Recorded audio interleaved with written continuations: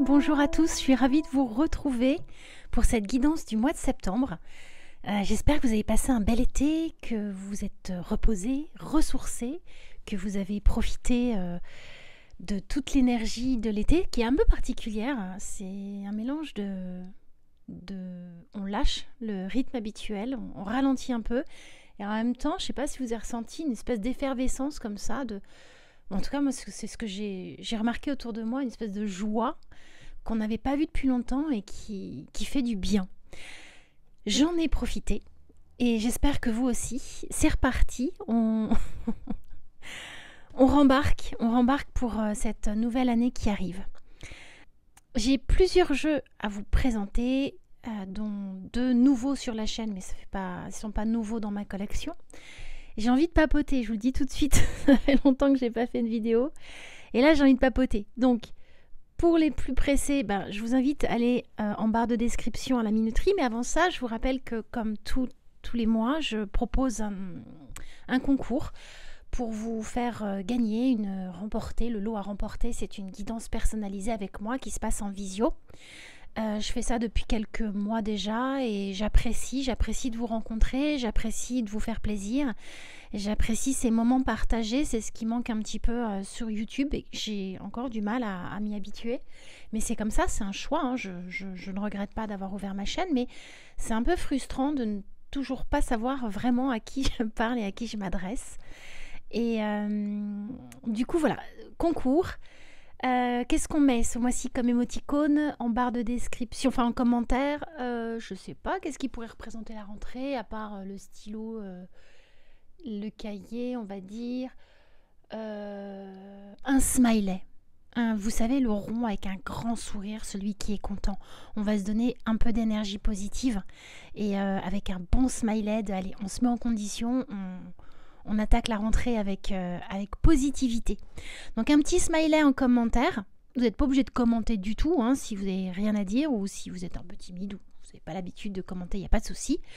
Je procède au tirage au sort le 15 septembre, donc vous aurez une réponse. Et alors je vous dis comment je réponds parce que j'ai fait gagner une personne le mois dernier, mais elle n'est pas là. Elle ne s'est pas manifestée à moi. Donc en gros, quand vous commentez et que vous participez au jeu, déjà, je vous remercie du commentaire. Mais ensuite, le 16, vérifiez un petit peu sur vos notifications parce que je vous envoie un petit mot qui vous dit que vous avez remporté la guidance. Pour le moment, c'est gérable pour moi et ça me fait plaisir. Donc, on continue comme ça. Voilà. Qu'est-ce que j'avais envie de vous dire d'autre? Oui, une petite précision. Alors, pour ceux qui suivent la chaîne depuis pas mal de temps, j'existe depuis pas très longtemps non plus, mais cette chaîne existe depuis pas très longtemps, mais je tente de diminuer un maximum un tic de langage et de remplacer le mot intuition, qui est très répandu sur les chaînes de guidance et que moi-même j'utilisais beaucoup, par le mot perception. Et je vous explique la raison de cette petite nuance qui m'a été confortée. En fait, je suis confortée de cette idée d'utiliser ce mot perception encore plus depuis que j'ai vu une petite vidéo de quelqu'un que je suis et que j'adore, qui s'appelle Albert Moukébert, qui est neuroscientifique et psychologue, il me semble, oui, psychologue. Et alors je l'adore pour plusieurs raisons. Je suis pas sûre qu'il apprécie le monde de la cartomancie, mais c'est pas grave, moi je l'apprécie quand même. Pour plusieurs raisons. Déjà, il ressemble beaucoup à mon petit frère Arthur, que j'adore. Une espèce de nonchalance, une espèce de l'impression qu'il vient de se lever à chaque fois qu'on le voit apparaître à l'image. Et c'est un gars vraiment cool et qui est très très intelligent et dont les propos font toujours sens et sont riches de connaissances. Alors forcément, hein, c'est un neuroscientifique, mais moi il me parle beaucoup et j'aime bien suivre ses conférences. Et là, en l'occurrence, il parlait des 5 sens que nous connaissons tous. Et pour lui, il en dénombre 9, il y en aurait peut-être même plus. Et je voulais juste vous faire un petit laïus sur ça et pour vous expliquer pourquoi j'abandonne de plus en plus le mot intuition et que j'en appelle plus à la perception, à votre perception. Alors Albert Moukébert, il explique que les 5 sens qu'on connaît tous, la vue, l'odorat, le goût, la langue, le goût relié à la langue et à la bouche, le toucher, et voilà, on en a 5.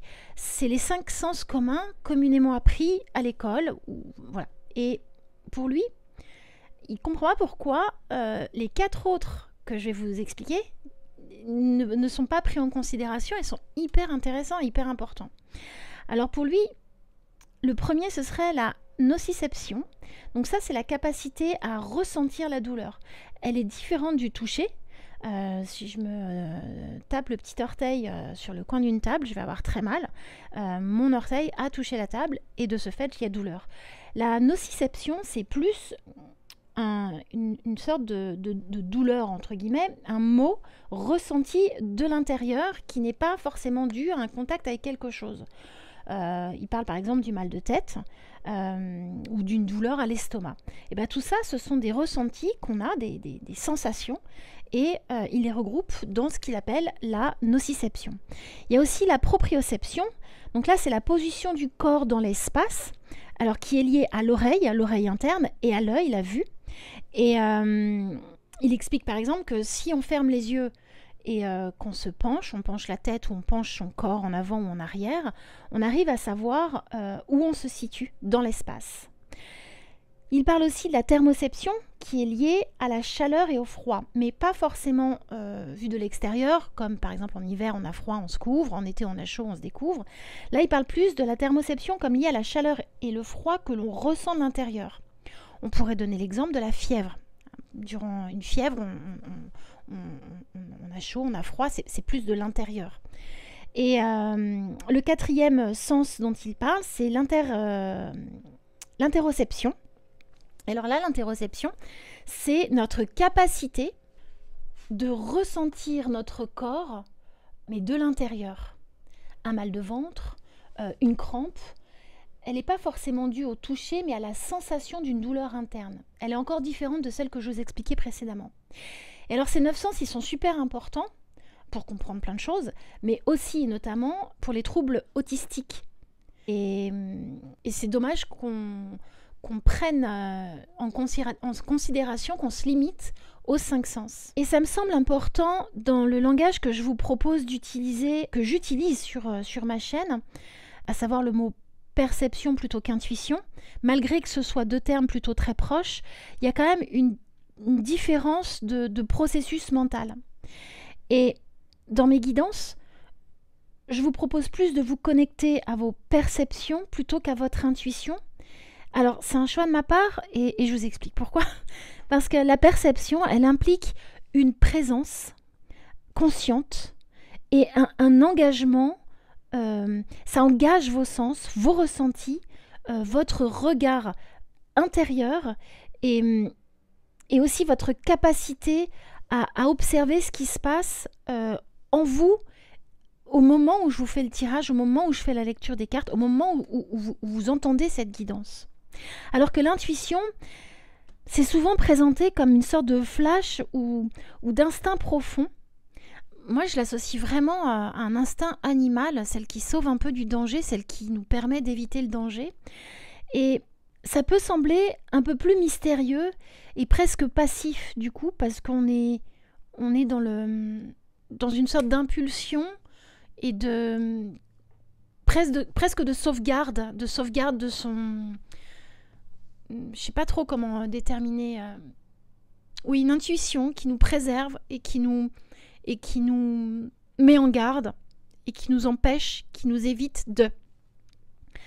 Et alors bien sûr, elle a sa place. Elle a sa place dans un tirage de cartes et dans la réception d'un tirage de cartes.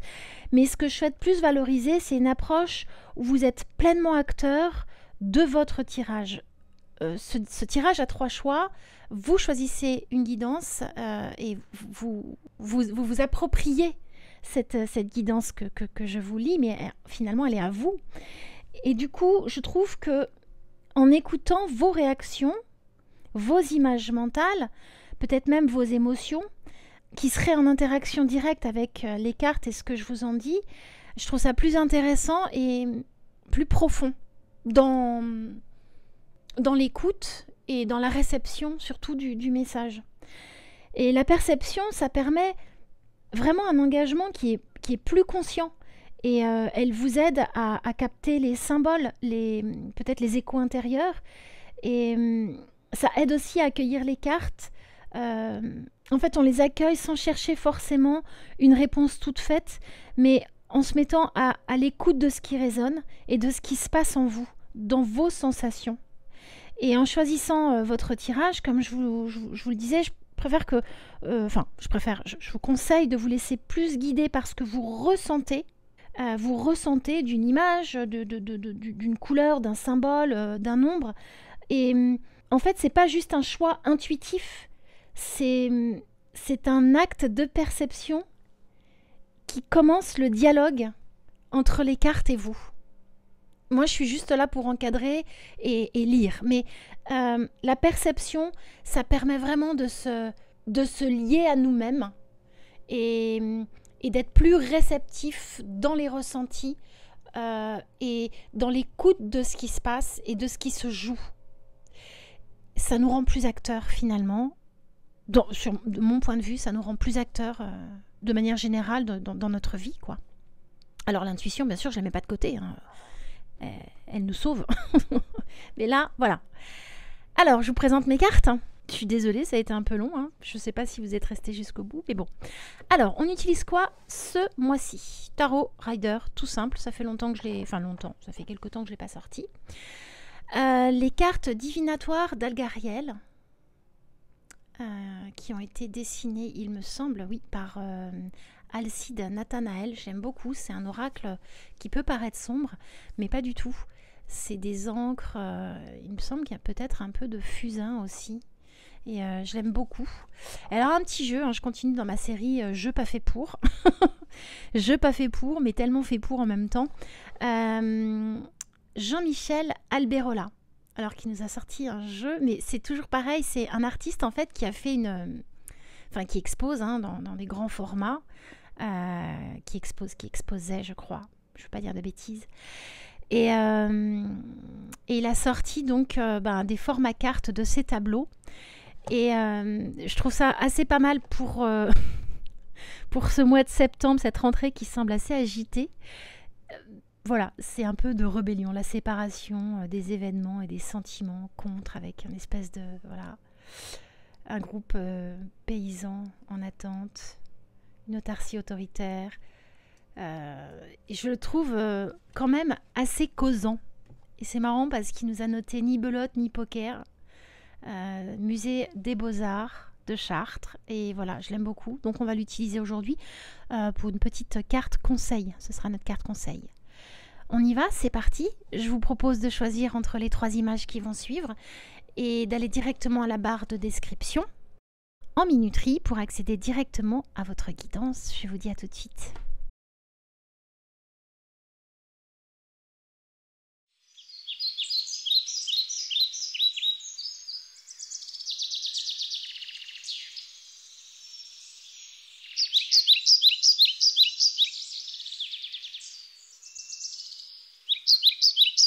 Alors, groupe 1, que nous disent les cartes pour vous pour ce mois de septembre?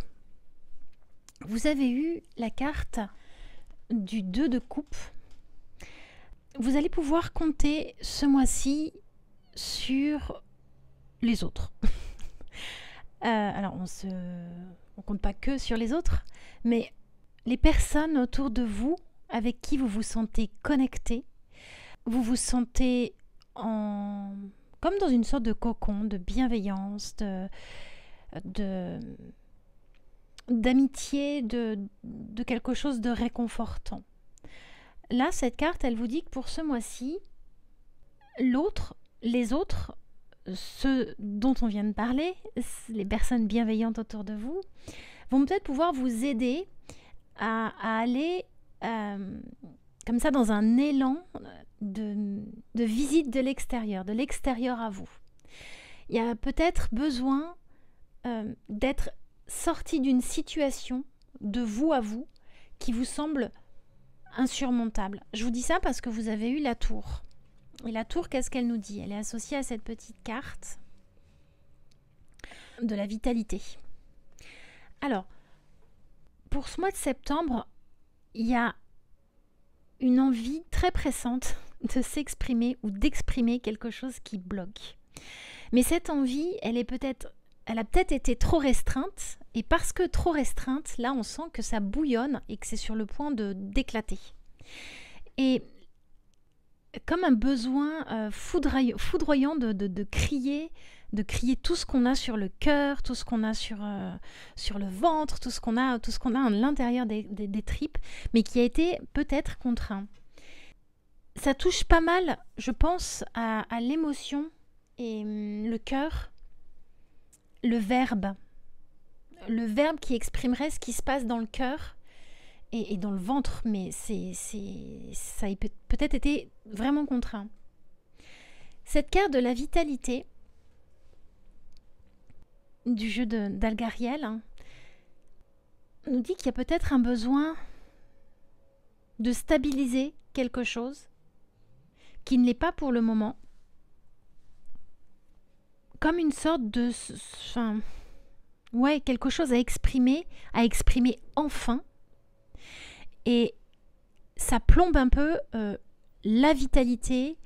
C'est aussi la carte du bonheur et de la chance.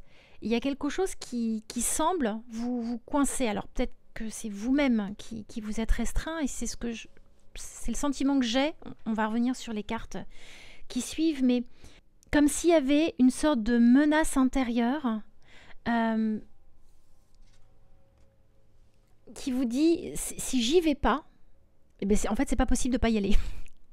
Et il y a un élan comme ça vital de se libérer de quelque chose qui bloque, d'être entendu, d'être peut-être reconnu.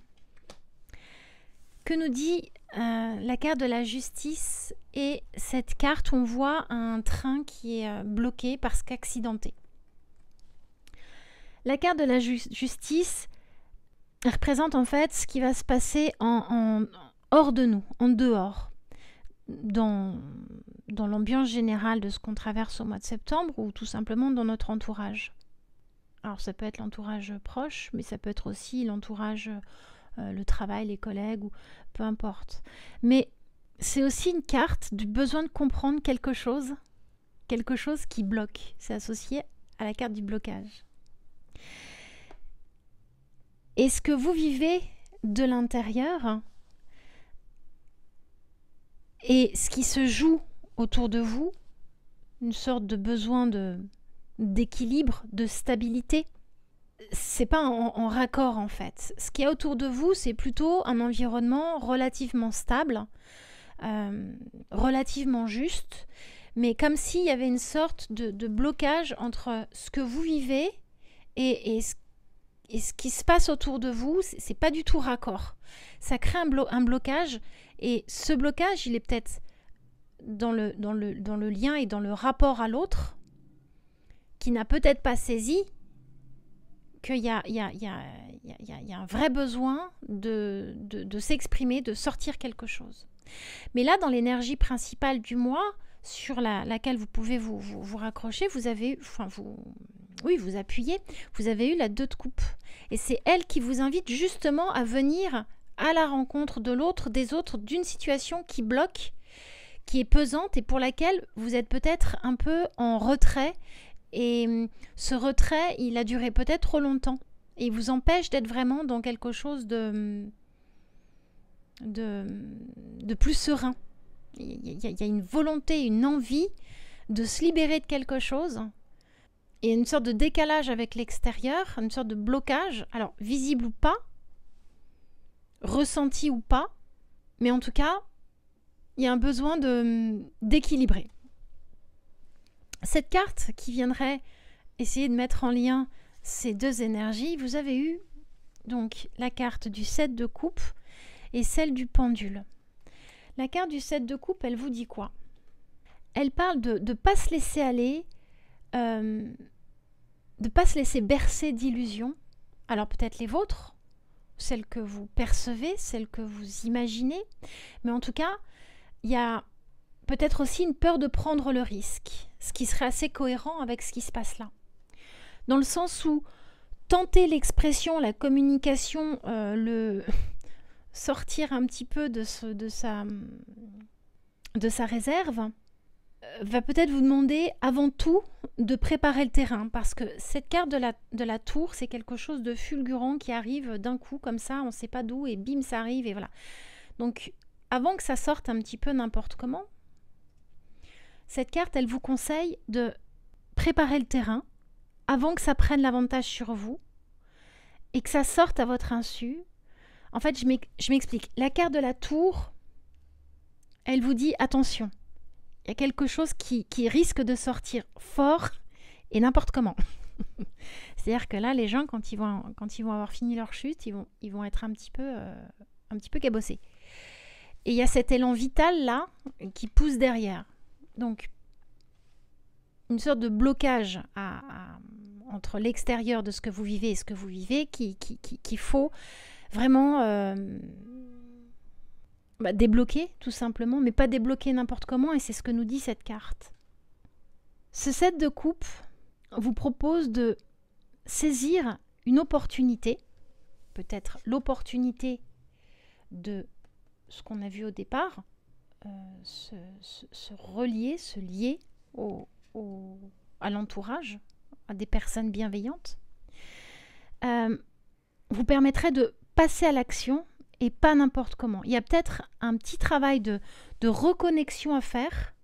Alors peut-être avec les autres, peut-être avec vous-même, avec vos perceptions, les fameuses, vos vibrations. Je parle de vibrations parce que là vous avez quand même le pendule qui vous propose aussi de calmer le feu intérieur. On se pose, on fait le tri des 1000 idées qui passent en tête.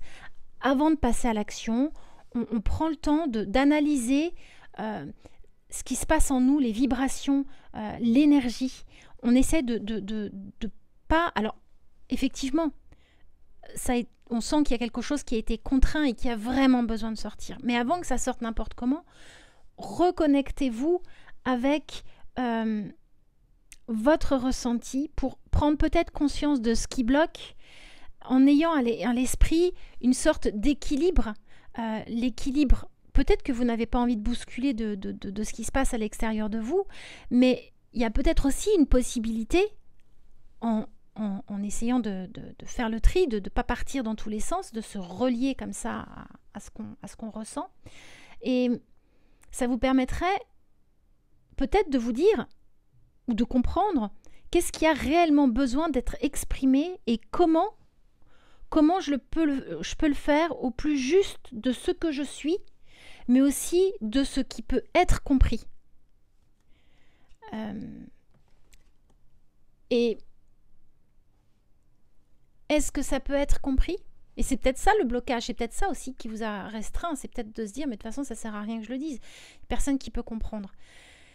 Pourquoi on ne pourrait pas comprendre ? Si les choses sont bien posées, bien expliquées, et c'est ce qu'on vous propose de prendre comme temps pour justement pouvoir exprimer les choses de manière la plus constructible possible. Je ne sais pas si c'est français ce que je dis, mais le plus aligné avec ce que vous ressentez de l'intérieur et de ce que l'extérieur peut recevoir de vous.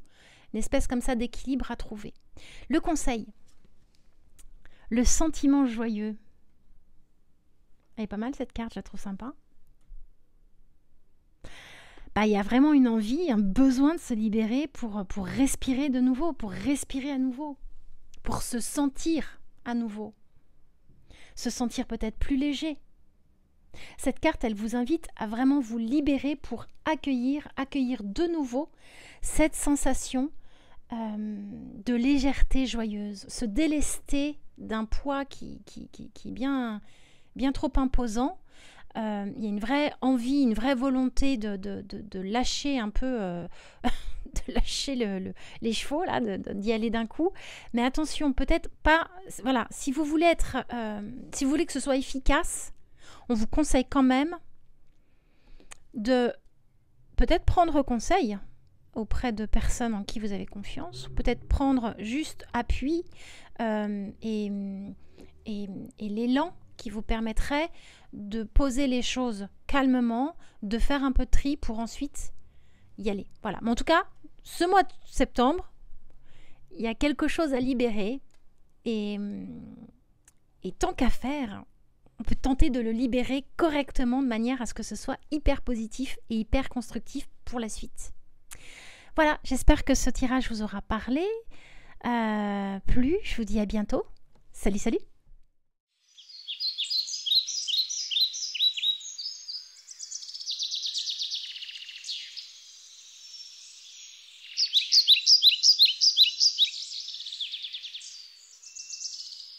Groupe 2.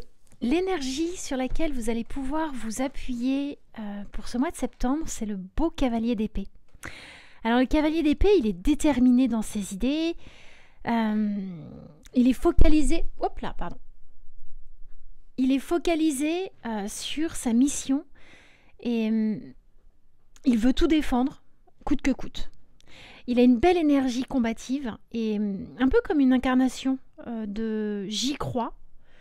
Mais j'y crois tellement que peu importe si vous y croyez, moi j'y vais quoi. Et il y a aussi une effervescence dans les idées, hein, c'est la famille des épées. Ça fuse de partout. En tout cas, c'est une belle énergie de rentrée du mois de septembre. Vous avez eu le 5 d'épée avec la carte de l'espoir qu'a aussi eu le groupe 1, on va y revenir. La 5 de denier. Je vous ai dit l'épée, je crois, mais c'est la 5 de denier. La 5 de denier, elle n'est pas vraiment raccord avec cette énergie du cavalier d'épée. Bon, on peut le voir. On n'a pas besoin de savoir lire le tarot pour comprendre un petit peu ce que nous dit cette carte. Il y a comme un sentiment de ne pas pouvoir y arriver, comme une sorte d'idée qu'on n'arrive pas à se relier dans la matière, qu'on n'arrive pas à se relier. Et du coup, on manque un peu d'audace. Alors que le cavalier d'épée, lui, pour le coup, il n'en manque pas. Il est vraiment dans une créativité, une envie, un élan d'audace. Il y a peut-être aussi qu'on ne se valorise pas assez ou que l'extérieur ne nous valorise pas assez. Une sorte de volonté d'atteindre un but où on sent que on n'y arrivera pas. On n'y arrivera pas dans la matière, dans le concret. C'est la famille des deniers, c'est le concret.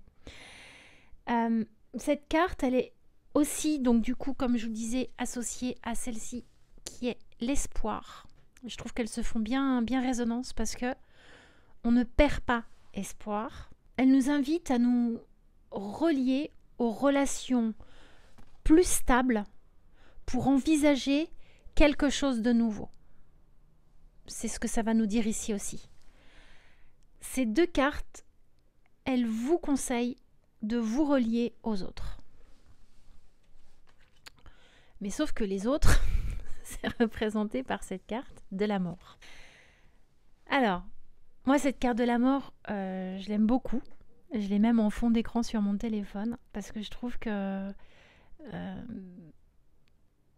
elle est significative et intéressante dans un élan où on a envie de construire, d'avancer et d'y aller. Elle nous dit « fais le tri ». Alors, fais le tri pour te libérer. Je suis désolée si vous entendez un peu de bruit derrière. Je garde le petit chiot d'une amie. Et ce petit chiot est assez dynamique et est en train de manger tous les câbles qu'il trouve. Fais le tri des choses extérieures qui t'encombrent. Ce qui n'aide pas à passer à l'action, ce qui n'aide pas à avancer. Elle nous propose un changement radical pour une transformation claire, radicale, claire et majeure. Et laisser mourir les choses pour faire vivre autre chose. On se débarrasse vraiment du superficiel. Et avec cette carte de la vitalité, on y est vraiment invité pour faire place à quelque chose de mieux et faire place à quelque chose qu'on va... des situations ou ça c'est vous qui reliez, mais faire place pour remplir de nouveau. Je trouve ça pas mal. Alors comment on y arrive ? Comment on arrive à faire le tri entre ce qu'on ressent dans ce qu'on vit et l'extérieur et ce qu'il faudrait faire de cet extérieur, ce qu'il faudrait faire, ce qu'il faudrait opérer en nous et avec l'extérieur.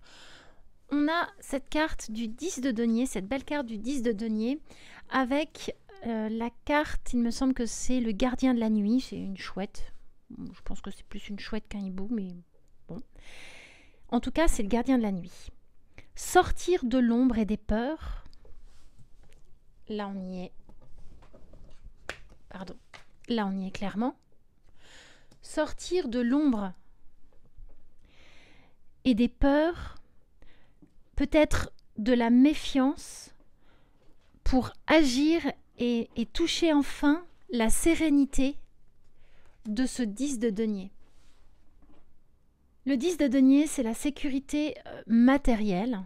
Alors, je ne suis pas en train de vous dire que c'est la carte qu'il faut sortir si on invoque de gagner au loto, mais c'est aussi l'aboutissement de ce qui est important. Là, on voit que c'est une famille, ils sont richement vêtus, il y a un vieillard qui observe sa sorte de réussite. Voilà, les enfants, les petits-enfants, la fidélité du chien. On a comme ça une arche en pierre qui représente quand même quelque chose de fort, de pérenne. Qu'est-ce qu'il y a de très important ? Qu'est-ce qui est en tout cas suffisamment important ce mois de septembre qui vous amènerait à faire le grand nettoyage, à faire le tri qui permettrait d'avancer avec la belle énergie du cavalier d'épée.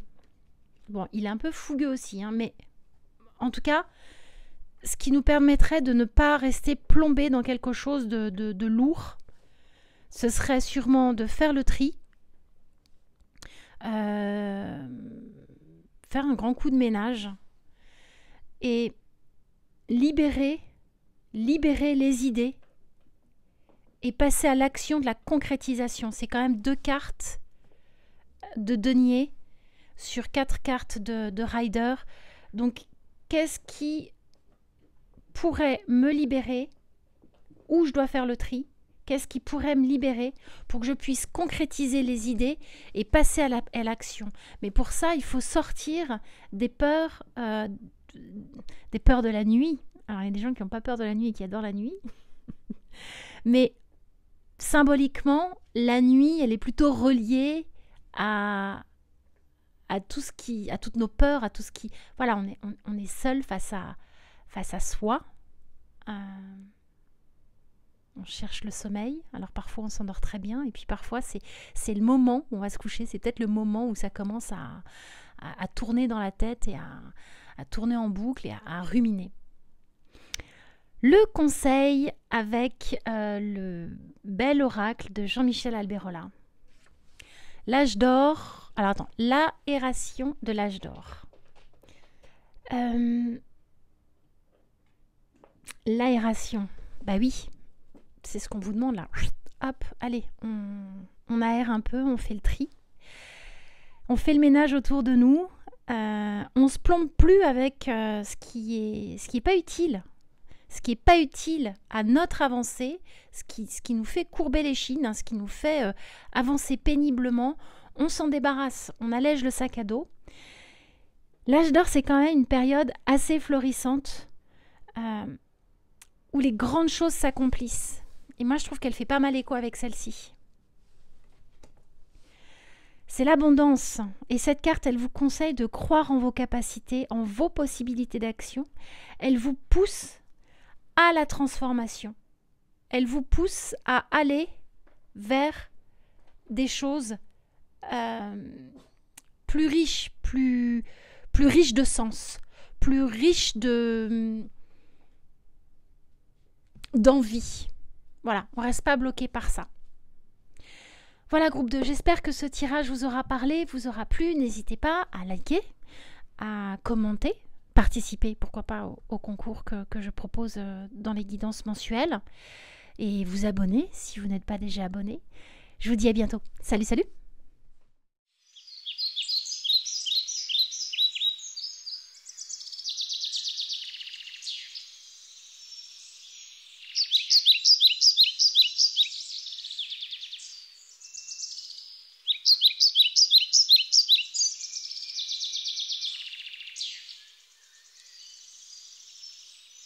Groupe 3, on est parti. Alors, que vous réserve le mois de septembre? À quoi vous attendre? Sur l'énergie sur laquelle vous allez pouvoir vous reposer, on a ce beau valet de coupe. Alors, le valet de coupe, ça représente la sensibilité émotionnelle, c'est l'innocence, la douceur, c'est la beauté, la pureté juvénile. On voit comme il est un peu jeune quand même, ce petit poisson qui le regarde. C'est la légèreté du cœur. Mais il peut aussi manquer un peu d'équilibre émotionnel. Et je dis ça parce que c'est ce que va nous dire le reste du tirage. Il y a une sorte de dualité comme ça, on va y revenir. Mais là, vous allez pouvoir vous reposer sur une énergie de curiosité débordante, comme l'envie de nouveauté, une énergie pleine de douceur et d'envie. Mais, il y a un mais, vous êtes dans une sorte de position de l'empereur. L'empereur, elle est associée à cette carte qui s'appelle l'échelle. On en parle juste après. L'empereur, c'est le cadre, la structure, c'est l'affirmation, les affirmations et tout ce qui vient alimenter cet ordre comme ça, bien cadré, bien structuré et qui plombe un peu, qui plombe un peu le mental, qui vient écraser le mental, le cœur. Et il est vraiment dans une fonction de dirigeant, dirigeante. Avec l'échelle, qu'est-ce que ça nous dit? Cette échelle, elle symbolise dans ce jeu, dans le jeu de... Il est vraiment beau ce jeu, moi j'aime beaucoup, Algariel. Elle symbolise la décision. On a une porte, on a une échelle, on rentre comment? La décision, l'observation. Forcément, si on prend de la hauteur, on observe de plus haut, donc si on observe de plus haut, en principe, on voit plus large. Si vous êtes face à une décision à prendre ce mois de septembre, on va peut-être vous inviter à plus de réserve, plus de douceur. Avec le cavalier de bâton et la carte du tunnel, on nous donne le sentiment qu'il y a comme une sorte de prise de risque qui viendrait conforter la structure de l'empereur. Je m'explique. Il y a comme si on était face à une dualité entre la fougue du cavalier de bâton. La famille des bâtons, c'est la passion, c'est l'énergie qu'on associe à une énergie sexuelle, mais la fougue, l'agitation, mêlée à une autorité qui nous donne l'impression que la route, elle va être longue avant la concrétisation. Quoi qu'on arrive quand même pas trop loin de la lumière, mais il y a une dualité comme ça entre ce qui vient de l'extérieur, quand même des énergies reliées au cœur, à la passion, au sentiment, au ressenti, et une structure comme ça très autoritaire. Et le chariot, qui est associé au gardien de la nuit. Gardien de la nuit, c'est cette carte représentée par une chouette. Elle vient de nous dire qu'il va peut-être falloir trancher. Le chariot, c'est plein de choses, mais c'est aussi les décisions à prendre. Mais sans avoir peur d'abandonner la méfiance, cette méfiance qui laisse pas place à l'audace.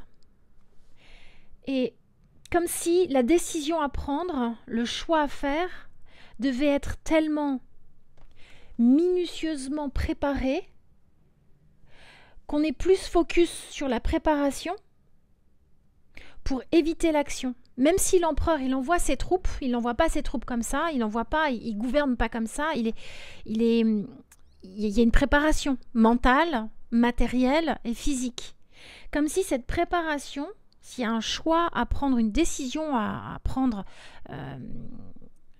sur ce mois-ci, comme si la préparation et la minutie, la peur, finalement la peur d'y aller, était devenue la priorité. C'est-à-dire qu'on oublie même de passer à l'action, on est plus dans la préparation. Et le chariot, c'est aussi une carte qui nous dit qu'il y a une difficulté de choix ou de direction entre la raison et le cœur. Le gardien de la nuit, il propose de se relier à plus de perception, de laisser tomber le voile, tomber l'ombre qui vient comme ça obscurcir les perspectives et qui laisse plus passer la lumière. Et cette lumière, c'est peut-être la petite flamme à l'audace qu'il faudrait tenter d'aller chercher, d'aller retrouver pour faire baisser un petit peu le côté trop structurel et trop organisé, trop autoritaire de l'empereur. Mais le valet de coupe, il permet d'y aller. Ce mois-ci, vous semblez être quand même entouré de belles énergies. Cette carte, elle vous représente choix 3. Vous êtes quand même entouré du cœur et de la passion. Donc il y a le cœur et la passion qui entourent l'autorité. Et il y a un choix à faire. Et le choix qui part parfois dans des directions un peu opposées, mais il va falloir cadrer le tout, peut-être en faisant baisser la peur, en faisant ressurgir la lumière pour pouvoir l'atteindre. Moi, je sens vraiment que l'énergie lumineuse, elle est là, mais la peur, elle vient un peu plomber, bloquer, et ça se transforme en peut-être trop d'autorité, qui laisse plus de place aux sentiments, aux sensations qui sont prêtes à venir, à venir vous aider, quoi. Elles sont là, en fait. Alors, pardon, du coup, pour ce groupe 3, j'ai interprété la carte conseil pour le groupe 1 et 2, mais au vu de la lecture, je vais me permettre de vous laisser interpréter cette carte de conseil. Et je crois que ce sera le bon début d'une reconnexion avec ces perceptions. Je vous le dis si ce n'est pas très clair. Elle nous dit « Une parole à l'envers ou l'éclairage d'un groupe ». Je vous laisse réfléchir là-dessus.